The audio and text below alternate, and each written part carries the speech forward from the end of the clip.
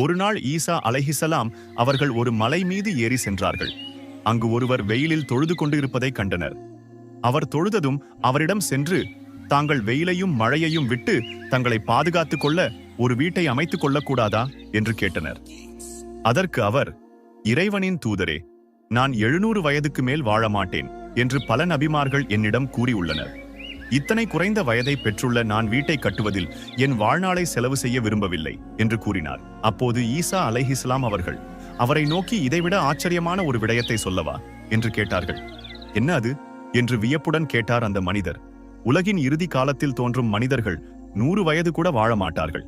ஆனால் அவர்களோ 1000 வருடங்கள் வாழ்வது போல் எண்ணிக்கொண்டு மாட மாளிகைகளையும் கூட கோபுரங்களையும் கட்டுவதில் தமது வாழ்நாளை செலவு செய்வார்கள் என்றனர் ஈசா அலைஹிஸ்ஸலாம். அப்போது அந்த மனிதர், அச்சமயம் நான் உயிரோடு இருந்தால் நான் என் வாழ்நாளை ஒரே சஜ்தாவில் கழித்து விடுவேன் என்று கூறினார்.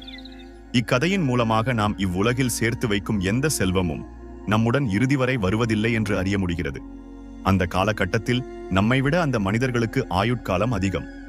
ஆனால் நம்முடைய ஆயுட்காலம் என்பது மிக சொற்பமே. ஆகவே முடிந்த அளவிற்கு அதிக நன்மைகளை செய்து மறுமை வாழ்க்கையை சிறப்பாக ஆக்கிக் கொள்வோம்.